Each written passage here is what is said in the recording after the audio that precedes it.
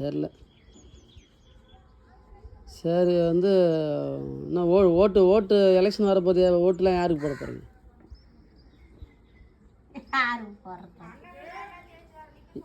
யார் வந்து காசு கொடுக்குறாங்களோ அவங்களுக்கு ஓட்டு போடுற மாதிரியா? ஓட்டு கேட்குறாரு. ஆமாம், போடுறீங்களா? நின்னா ஓட்டு போடுறீங்களா? காசு கொடுத்தா தானே ஓட்டு போடுவீங்க.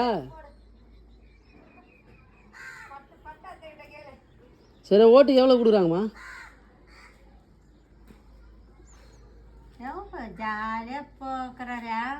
மைனர் அவர் மைனரு படிக்கிறாங்க.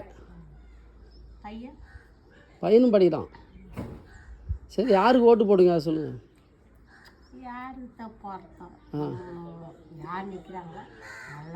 எல்லா கட்சியிலையும் நிற்பாங்க. நாம் யார் அதிகமாக காசு கொடுக்கணும்னு ஓட்டு போட போகிறோமா இல்லை?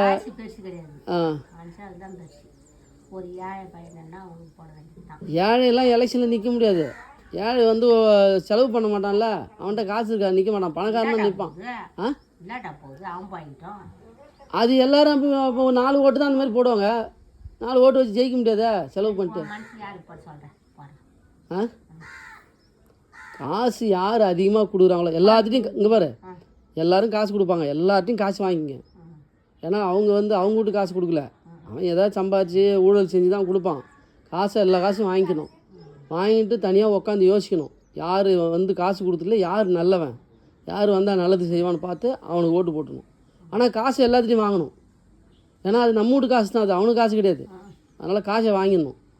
ஐயோ அவன்கிட்ட காசு வாங்கினா இவன் தப்பாக நினைப்பான், இவன்கிட்ட காசு அதெல்லாம் நினைக்கக்கூடாது. காசை வாங்கிடணும். சரிதானே?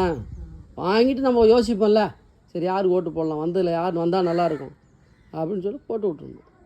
இப்போ 100 நாள் வேலை இல்லைன்றீங்க, வேலை செஞ்ச காசும் போட மாட்டேன்றீங்க. அவன் மறுபடியும் வந்து ஓட்டு கேட்டானா அவனுக்கு போடக்கூடாதுல்ல. ஆனால் காசை வாங்கினான், அவன் தான் அதிகமாக காசு கொடுப்பான். காசை வாங்கிட்டு அவனுக்கு ஓட்டு போடக்கூடாது. தலைவரா அதான் வீடு கூட ஓட்டு கேட்குறாரு. இப்போயே ஓட்டு கேட்குறாரு. இங்கே நிற்க முடியாதுல்ல, இவர் வார்டு இங்கே இல்லையே. அவங்க ஊரில் தெரில, பணம் நிறையா சம்பாதிச்சு வச்சுருந்தாருன்னா நிற்பார். அப்படியா? வேணான்றீங்களா? ஏன் அரசியலில் போனால் நல்லா சம்பாதிக்கலாமே? ஆமாம், நிறைய காசு கொடுத்து ஓட்டு வாங்கணும். காசு நிறைய கொடுத்தா கூட ஒரு மனுஷல அவன் தொழிலுக்கிறான், அவன் இன்னும் பயிற்சிடுவான், இன்னும் பண்ணுவான், அவனுக்காண்டி அப்படியே எத்தனை பேர் இருக்காங்கள. உண்மைதான். ஏதோ 10 ரூபாய் சம்பாதிக்கிறாரா போகிறாரா அக்கடான்னு கிடக்குற